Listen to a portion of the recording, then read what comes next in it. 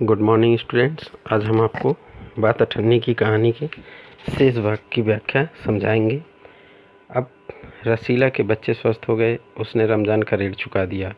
केवल 8 आने बाकी रह गए। रमज़ान ने कभी भी पैसे न मांगे, फिर भी रसीला उसके आगे आंख न उठा पाता।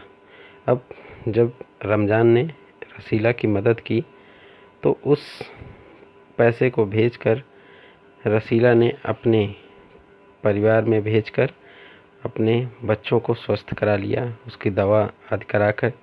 अब कुछ दिन बीत गए। रसीला के बच्चे स्वस्थ हो गए। उसने रमज़ान का ऋण भी चुका दिया।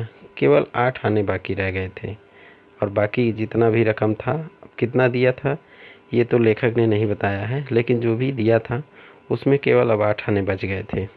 रमज़ान ने कभी भी पैसे ना मांगे और रमज़ान ने कभी पैसे नहीं मांगे थे, फिर भी रसीला उसके आगे आंख ना उठा पाता था। एक दिन की बात है, बाबू जगत सिंह किसी से कमरे में बात कर रहे थे।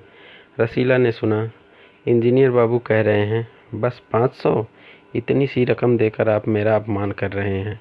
अब रसीला जो है, एक दिन की बात है, सुनता है कि बाबू जगत सिंह किसी से कमरे में बात कर रहे थे और कह रहे थे कि बस 500 रुपये, इतनी सी रकम देकर आप मेरा अपमान कर रहे हैं। हुजूर मान जाइए, आप समझें आपने मेरा काम मुफ्त किया है। वो जो और एक व्यक्ति है वो बता रहा है कि आप मान जाइए और ये समझिए कि आपने मेरा काम मुफ्त में किया है। रसीला समझ गया भीतर रिश्वत ली जा रही है। सोचने लगा, रुपया कमाने का यह कितना आसान तरीका है। और रसीला ने यह जान लिया कि अंदर जो है उसके जो मालिक हैं वो रिश्वत ले रहे हैं। सोचने लगा कि रुपया कमाने का यह कितना आसान तरीका है। मैं सारा दिन मजदूरी करता हूँ, तब महीने भर बाद 10 रुपये हाथ आते हैं। वह बाहर आया और रमज़ान को यह सारी बात सुना दी। रमज़ान बोला, बस इतनी सी बात? हमारे शेख साहब तो उनके भी गुरु हैं। आज भी एक शिकार फंसा है, 1000 से कम तय न होगा। भैया, गुनाह का फल मिलेगा या नहीं यह तो भगवान जाने, पर ऐसी ही कमाई से कोठियों में रहते हैं। अब जब रसीला रमज़ान से ये बात बताता है कि मेरे मालिक रिश्वत ले रहे हैं, तो वह बताता है, इतनी सी बात में तुम घबरा गए? अरे मेरे मालिक तो उनके भी गुरु हैं। आज एक शिकार फंसा है, उससे भी 1000 से कम बात नहीं होगी। और भैया, यह गुनाह का फल मिलेगा या नहीं यह तो भगवान जाने, पर ऐसी ही कमाई से लोग कोठियों में रहते हैं। और एक हम है कि परिश्रम करने पर भी हाथ में कुछ नहीं रहता। और अपनी दशा बताता है कि हम लोग इतना परिश्रम करने के बाद भी हम लोगों के हाथ में कुछ नहीं रहता। रसीला सोचता रहा, मेरे हाथ से सैकड़ों रुपए निकल गए पर धर्म न बिगड़ा। रसीला सोचता है कि मेरे हाथ से सैकड़ों रुपए निकल गए, लेकिन धर्म, अपना ईमान नहीं बेचा उसने। एक एक आना भी उड़ाता तो काफ़ी रकम जुड़ जाती। और सोचता है कि अगर एक एक रकम भी चोरी करता, एक एक आने, तो भी बहुत सारा रकम जुटा लिया होता।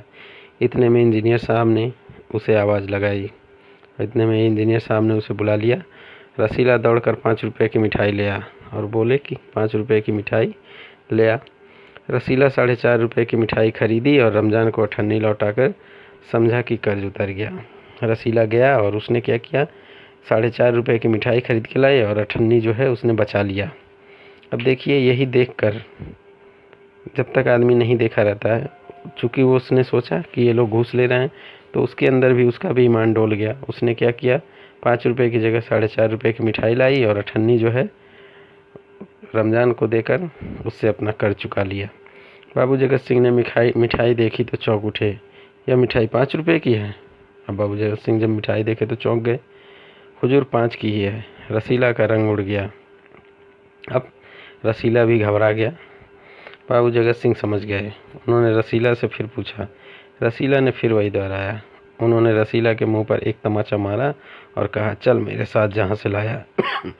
और वो कहते हैं कि चलो मेरे साथ जहाँ से लाया हो, अभी पता चल जाएगा। हुजूर, झूठ कहूँ तो अभी इतना ही कह पाया। रसीला ने अभी अपनी बात पूरी भी नहीं की थी कि इंजीनियर बाबू चिल्लाए, अभी सच और झूठ का पता चल जाएगा। अब सारी बात हलवाई के सामने ही कहना। और बाबू जगत सिंह रसीला से यह कहते हैं कि चलो अब सारी बात तुम हलवाई के सामने ही बताना, वहीं सच और झूठ का पता चल पाएगा। आज इतना ही, धन्यवाद।